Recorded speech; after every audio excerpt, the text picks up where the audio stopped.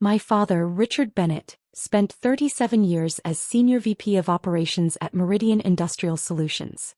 He made $340,000 annually, drove a leased Mercedes S-Class, and belonged to the Westshore Country Club where membership cost $85,000 initiation plus $12,000 yearly dues. He built his identity on corporate hierarchy, executive status, and the carefully curated image of success. I'm Marcus Bennett. I'm 32 years old. For the past decade, my father introduced me at family gatherings the same way. This is Marcus. He does government work. Data entry, I think. He wasn't entirely wrong. I did work for the government, just not the way he imagined. The disappointment started early. I graduated from MIT with a degree in aerospace engineering and cryptographic systems. Dad attended my graduation but left before the reception when he learned I'd accepted a position with a minor government contractor, instead of Boeing or Lockheed Martin's corporate headquarters. Government work, he said with visible distaste. Marcus, I raised you for executive leadership, not middle management bureaucracy. It's interesting work, Dad. Interesting doesn't build legacy. Where's the corner office? Where's the executive parking spot? He shook his head. Your cousin James just made partner at his law firm. Your sister Victoria runs an entire marketing division. And you're filing paperwork for mid-level government contracts. I didn't correct him. My actual role was lead systems architect for classified aerospace defense contracts. My security clearance was TS/SCI with additional compartmented access. The minor government contractor was actually my own company, Archon Systems Integration, which I'd founded at 24 with two MIT classmates. We started small. A $2.8 million contract for navigation system integration. Then $8.3 million for communications encryption. By year 3, we'd secured a $47 million multi-year contract for satellite defense systems. By year 7, our annual government contracts totaled $186 million, and we'd expanded into aerospace consulting for 3 Fortune 100 companies. Last year, Archon's total valuation hit $340 million. I own 73% of the company outright. But Dad never asked about my work. He asked about my title, my office size, whether I had people reporting to me. When I mentioned I had a team, he assumed I meant a small group of fellow data entry clerks. At family gatherings, the contrast was constant and deliberate. Victoria's division generated $15 million in new business this quarter.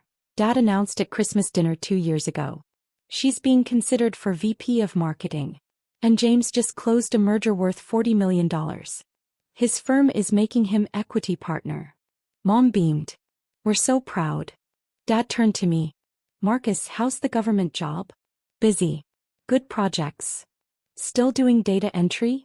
Something like that. Well. He sighed like I was a disappointment he'd learned to tolerate.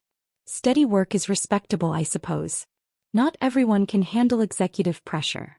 Victoria smirked into her wine glass. James, my cousin, just nodded sympathetically like I was someone to be pitied. The turning point came 6 months ago. Dad announced his retirement at Sunday brunch. 37 years, he declared. I'm retiring as Senior VP with full executive benefits and pension. Meridian is throwing a retirement celebration at Westshore Country Club. Black tie executive reception. The CEO is speaking. Board members attending. The chairman of our parent company is flying in from New York. That's wonderful, Dad, Victoria said. Such an accomplishment. It is. Dad looked directly at me. Marcus, I need to discuss your attendance. I set down my coffee. Okay. This is a professional executive event. C-suite executives, board members, industry leaders. The invitation says, Black tie executive reception. There's a difference between professional achievement and showing up. Mom touched his arm. Richard. I'm being honest, Patricia. Marcus works in data entry for a government contractor. He'll be surrounded by people asking what he does, where he works, what his title is. It's not his environment. Dad, I can wear a tuxedo and make small talk. It's not about the tuxedo. His voice had that edge of corporate authority. It's about context. You'd be the only person there without an executive position or significant business achievement. It would be uncomfortable for you and potentially embarrassing for me. Some of my colleagues know I have a son. They'll expect more. The table went quiet. You're uninviting me from your retirement party. I'm suggesting your attendance would lower the standard of the event. These are people I've worked with for decades. I don't want to spend my retirement celebration explaining why my son does data entry. Victoria looked at her plate. James studied his napkin. Mom's face was tight. I understand, I said calmly. Good. Dad looked relieved. This is business, Marcus. Nothing personal. When you reach a certain professional level, these things matter. I nodded. I won't attend. Thank you. I appreciate your understanding. What Dad didn't know was that I'd already received my own invitation to his retirement party. Not from him. From the West Shore Country Club's ownership group. Because 3 years earlier I'd purchased the West Shore Country Club. Not as Marcus Bennett, private citizen. Through Archon Holdings, one of my company's investment subsidiaries. The club had been struggling financially, facing $4.8 million in debt and declining membership. The previous owners needed an exit strategy. My investment firm bought it for $8.2 million, restructured the debt, upgraded the facilities, and turned it into a profitable asset. We kept the original management, maintained membership standards, and nobody knew the ownership had changed except the board, the management, and the legal team. My father had been paying his $12,000 annual dues to my company for 3 years. He'd been dining at my restaurant, playing golf on my course, and networking in my lounges while calling me a disappointment. The irony was something I'd chosen to keep private. He'll know. The day after Dad uninvited me, I called my head of security at West Shore. James, I said, I need to discuss the Bennett retirement reception. Sir. Evening of the 24th. We've got the Platinum Lounge reserved, full catering, valet service. Your father's company booked it 8 weeks ago. I'm aware. I need you to personally handle entrance management that evening. Of course. Any specific concerns? Richard Bennett is the guest of honor. He'll be arriving around 6:30 p.m. When he tries to enter the Platinum Lounge, I need you to stop him. There was a pause. Sir. The Platinum Lounge is owner-reserved space. My father doesn't know I own the club. He's about to learn. When he arrives, inform him that the Platinum section requires owner authorization for entry. Don't let him through until he asks the right questions. James was quiet for 3 seconds. Understood, sir. And when he asks who the owner is, tell him the owner is already inside. Then call me. I'll handle the rest. Yes, sir. I hung up and opened my email. The invitation Dad had sent was still there. Black tie executive reception. Regrets only. I replied with one word, okay. Then I called my executive assistant at Archon. Michelle, I need you to prepare a portfolio. What kind? Everything. Company valuation, government contracts, facility clearances, client list. The unclassified portions. Include the West Shore Country Club acquisition documents, financial statements for the past 3 years, and my personal net worth summary. Print it in a leather binder. I need it by the 24th. The day of your father's retirement party. Exactly. The evening of April 24th was clear and cool. I arrived at West Shore at 6 p.m., 30 minutes before the official reception start time. I wore a custom Tom Ford tuxedo Patek Philippe watch, and carried the leather portfolio Michelle had prepared. James met me at the private owner's entrance. Good evening, Mr. Bennett. Evening, James. Is everything ready? Sir. The Platinum Lounge is fully set up. Catering is in place. Your father's party is expected at 6:30. I'll be stationed at the main entrance to the Platinum section. Perfect. I'll be inside. When my father arrives, follow the plan exactly. Understood, sir. I entered the Platinum Lounge through the private corridor. The space was impeccable. Floor-to-ceiling windows overlooking the golf course, crystal chandeliers, private bar, seating for 80 guests. My company had spent $340,000 renovating this room alone. I took a seat at a corner table with a clear view of the main entrance.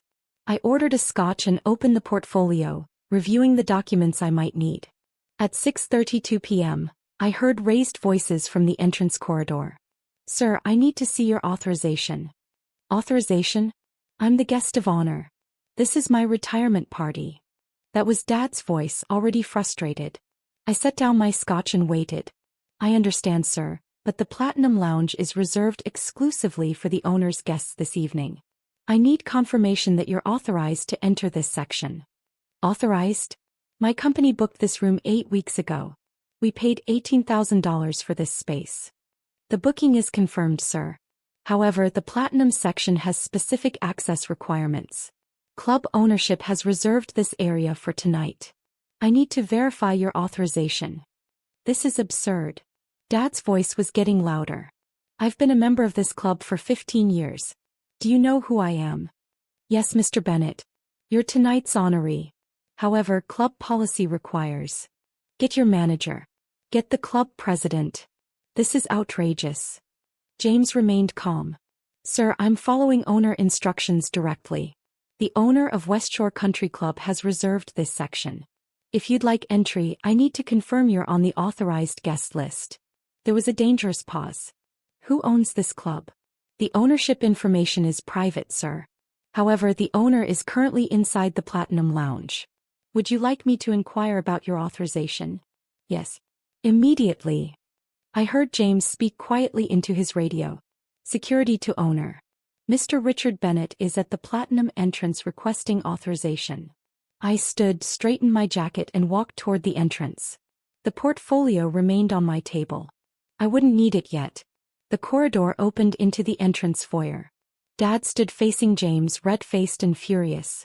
He was wearing a tuxedo, looking every inch the successful executive. Mom stood behind him, looking uncomfortable. Victoria and her husband were there, along with about 20 other guests, all dressed formally, all looking confused and irritated. Dad was mid-sentence when he saw me. And I want to speak to whoever owns this club right now because this is the most unprofessional. He stopped. His face went through 3 expressions: confusion, recognition, and dismissal. Marcus, what are you doing here? I told you not to attend. I smiled politely. Hello, Dad. Victoria. You weren't invited, Dad said sharply. This is an executive event. I'm aware. Then why are you here? And why are you inside the Platinum Lounge? He turned to James. This is my son. He's not authorized to be here either. He works in government data entry. James looked at me. I gave him a small nod. Mr. Bennett, James said carefully. This is Marcus Bennett. He owns West Shore Country Club. The corridor went completely silent. Dad stared at James. What? Marcus Bennett is the owner of this facility. He purchased it 3 years ago through Archon Holdings. He's authorized to be anywhere on the property. In fact, he authorized tonight's event. Dad's face went pale. That's impossible. I can provide documentation if needed, sir. Dad turned to me slowly. You own this club? Yes. You own West Shore Country Club. Through one of my investment companies, yes. We acquired it 3 years ago when the previous owners faced financial difficulties. We've invested about $3.2 million in renovations and improvements since then. Your investment company? Archon Holdings. It's a subsidiary of Archon Systems Integration. That's my primary company. Mom's hand went to her mouth. Victoria's face had gone white. Dad's voice was very quiet. Your government data entry job. I don't do data entry, Dad.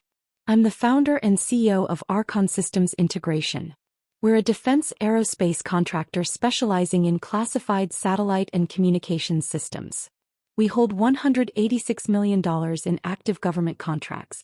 Last year our company valuation was $340 million. I own 73% of it.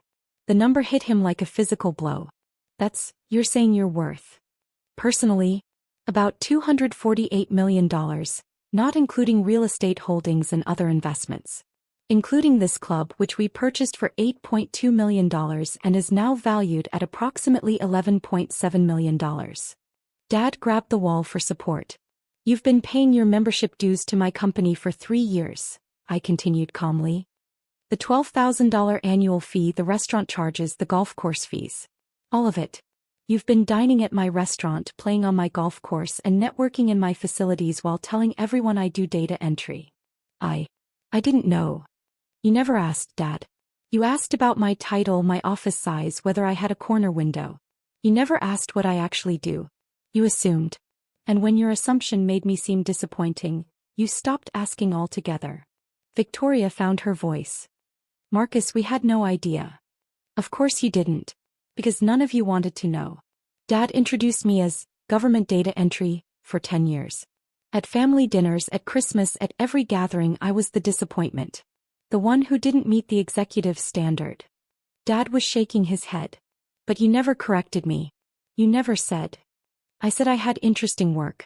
I said my team was growing. I said we had good projects. You heard what you wanted to hear. Why didn't you just tell me? I looked at him for a long moment. Because I wanted to see if you'd ask. If you'd show interest in my life beyond measuring it against your corporate hierarchy. You never did. For 10 years you never once asked about my actual work. You just assumed I'd failed to meet your standards. Mom was crying now. Marcus, we're so sorry. And 3 days ago, I continued, you uninvited me from your retirement party because my attendance would lower the standard and embarrass you in front of your executive colleagues. You were worried someone might ask what I do and you'd have to explain your disappointing son. Dad's voice was barely a whisper. I didn't know. You didn't want to know. I turned to James. Please escort Mr. Bennett and his guests into the Platinum Lounge. They're authorized for tonight's event. It's his retirement party. He should enjoy it. Yes, sir. I started walking back toward the lounge. Marcus, wait. I stopped but didn't turn around. Your retirement celebration starts in 15 minutes, Dad. The CEO of your company is about to arrive. The board chairman is flying in from New York. You worked 37 years for this moment. Don't waste it. But I need to apologize. You need to celebrate your retirement. We'll talk later. Or not. Right now you have guests arriving. I walked back into the Platinum Lounge. Behind me, I heard James quietly directing Dad's guests inside. I returned to my corner table, picked up my scotch and waited. The next hour was fascinating. Dad's colleagues arrived. The CEO of Meridian Industrial Solutions, the board members, the chairman from New York. They entered the Platinum Lounge and within 10 minutes, 3 of them had approached my table. Marcus Bennett, Tom Hargrove, CEO of Meridian. He extended his hand. I didn't realize you'd be here tonight. I shook his hand. Richard Bennett is my father. It's his retirement party. Of course, but I meant, your company does exceptional work. We've been trying to get a meeting with Archon Systems for 6 months. Our aerospace division has a project that could benefit from your cryptographic expertise. We can arrange a meeting. Have your people contact my office. He nodded enthusiastically. Absolutely. And I have to say, this facility is remarkable. The renovations you've done are extraordinary. Best private club in the state. Thank you. He glanced toward where Dad stood, pale and shaken, surrounded by well-wishers who didn't yet understand what had happened. Richard never mentioned his son owned the club. I don't think he knew. Tom Hargrove's eyebrows rose. He didn't know his own son owned a $340 million aerospace company? We don't talk much about work. That's unfortunate. He paused. Well, congratulations on your success. You've built something remarkable. 2 more executives approached within the next 20 minutes. Both knew my company. Both wanted meetings. Both seemed confused about why Dad had never mentioned me. I watched Dad across the room. He kept glancing at me, then away, then back. His retirement speech was scheduled for 8 p.m. He looked like a man whose entire worldview had just collapsed. At 7:45, Mom approached my table alone. Marcus, may I sit? Of course. She sat carefully, her hands folded in her lap. I don't know what to say. You don't need to say anything, Mom. Yes, I do. Her voice cracked. We failed you. Your father and I both. We were so focused on what we thought success looked like that we couldn't see what you were actually building. You saw what Dad wanted to see. That's not an excuse. She wiped her eyes. You built an extraordinary company. You've achieved more than any of us imagined. And we made you feel small because it didn't fit our narrow definition of success. I never needed you to understand my work, Mom. I needed you to trust that I knew what I was doing. We should have trusted you. Yes. She was quiet for a moment. Your father's speech is in 15 minutes. He's terrified. He doesn't know what to say. He should give the speech he prepared. This is his night. His retirement. He earned it. After what he said to you. He spent 37 years building his career. That matters. Tonight should celebrate that. We can deal with our relationship later. Mom squeezed my hand. You're a better man than we deserved. She stood and walked back to Dad. I saw them talk quietly. Dad looked at me again and this time I nodded. He needed to move forward with his evening. At 8 p.m. the CEO of Meridian called for attention. The room quieted. Dad walked to the small podium that had been set up near the windows. He looked out at the crowd of colleagues, executives, and board members. Then he looked at me. 37 years ago, he began, I started at Meridian as a junior operations manager. I was 26 years old, hungry to prove myself, determined to climb the ladder. I believed success meant titles, corner offices, executive parking spots. I built my career on that foundation. He paused. Tonight, I'm retiring as Senior VP of Operations. I reached the executive level I dreamed about. I earned the titles I wanted. By every measure I set for myself, I succeeded. His voice changed. But tonight I also learned that I failed to recognize success when it was sitting in my own home. My son Marcus is in this room. He's the owner of this club.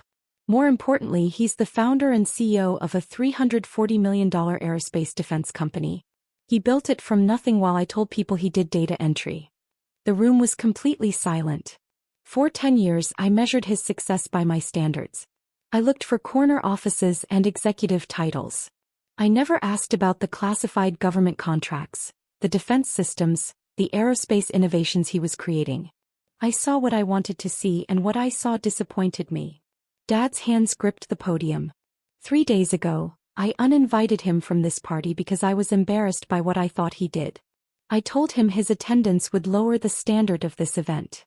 Tonight I learned he owns the venue. He authorized this entire celebration. And every executive in this room seems to know his company and want to work with him. Someone in the crowd actually gasped. So before I talk about my 37 years at Meridian, I need to say this. Dad looked directly at me.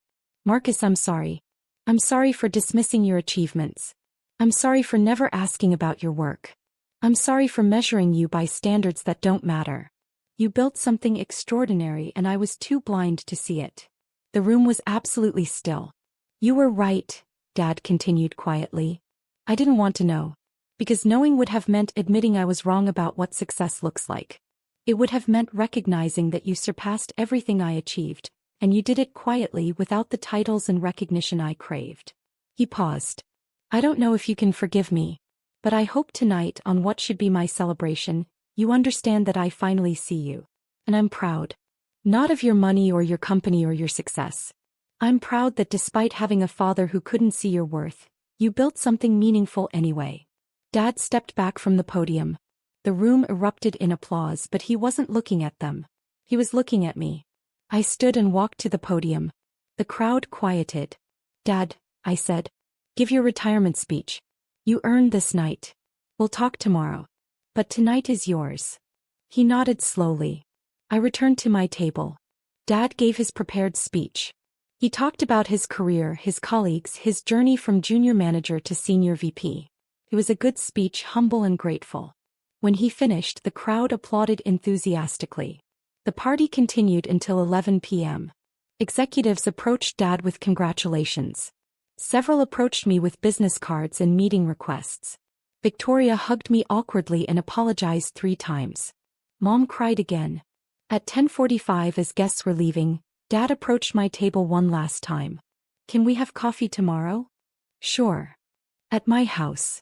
I thought about it. No. Let's meet at the club. 9 a.m. We can talk in the owner's private dining room. He nodded. I'll be there. Dad. Yes. You didn't fail. You built a successful career. You raised 3 kids. You provided for your family. That matters. We just need to redefine what success means to both of us. His eyes filled. Thank you. He left with Mom.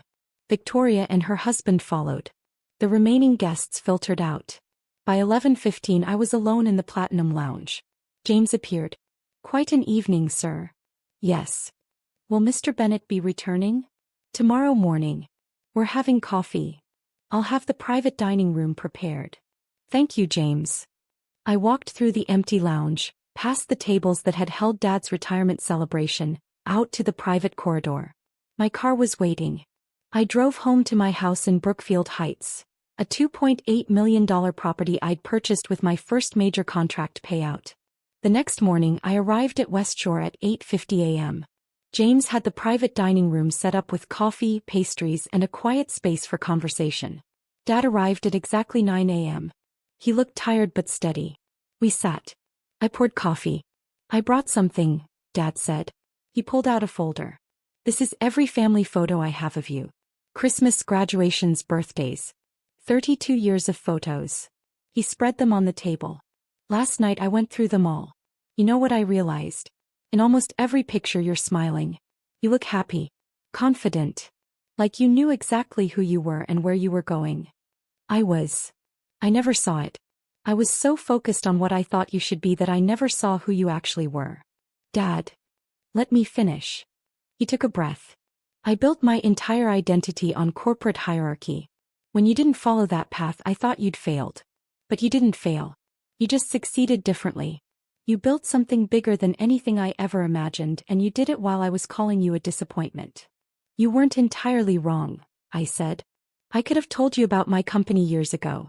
I chose not to. Partly because you weren't asking, but partly because I wanted to see if you'd value me without the success markers you cared about. That's fair. But Dad, you need to understand something. Your career wasn't less valuable because mine turned out differently. You worked 37 years at a company. You provided for your family. You earned your retirement. That matters. But I hurt you. Yes. And I don't know how to fix that. I was quiet for a moment. You start by asking about my work. Really asking. Not about titles or office size. About what I actually do, why it matters, what challenges I'm solving. Okay. And you stop measuring success by corporate hierarchy. Victoria's marketing success is valuable. Your career was valuable. My company is valuable. They're just different paths. Dad nodded slowly. Can I ask now? About your work. Yes. What do you actually do? I smiled. I design cryptographic systems for classified defense satellites. My team of 47 engineers builds secure communication networks that protect national security infrastructure. We integrate aerospace systems that coordinate defense operations across multiple agencies. That sounds incredible. It is. It's complex, challenging work. I love it. Why didn't you tell me? Most of it's classified. I can't discuss specifics. But also, you never asked about the work itself. You asked about titles and hierarchy. There was no entry point for the actual conversation. Dad was quiet. I wasted 10 years. We both did. But we don't have to waste the next 10. He looked up. No. If you actually want to know about my work, my company, my life, I'll tell you. But it has to be genuine. Not because you're impressed by the money or the success. Because you actually care about who I am. I do care. Always cared. I just showed it terribly. Then we start over. Today. Dad reached across the table. I shook his hand. Marcus, what you've built is extraordinary. Not just the company or the money. The way you handled last night.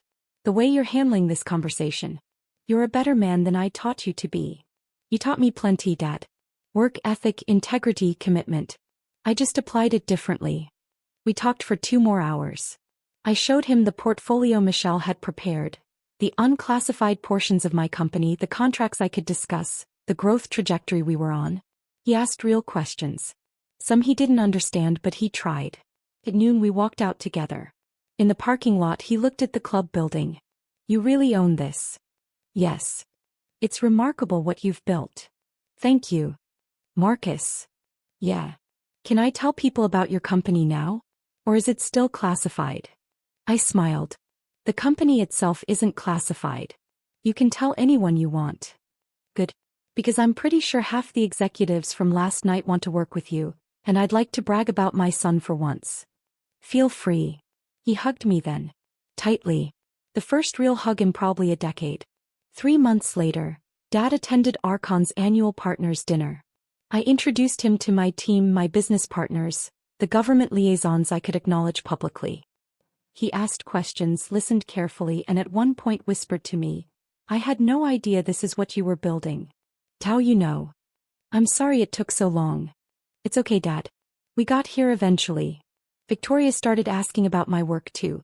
Real questions, not just polite interest. Mom visited my office and met my team.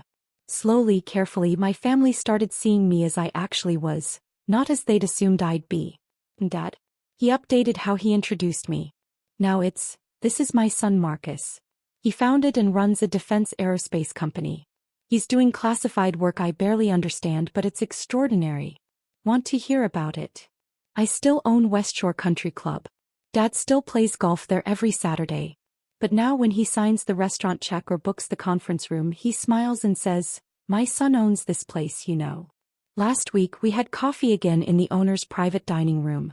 Dad asked about a new contract we just won, $73 million for satellite defense integration. I explained what I could.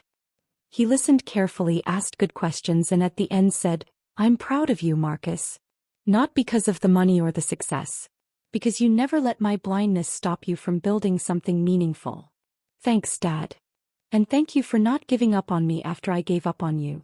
You're my father. I wasn't going to give up." He smiled.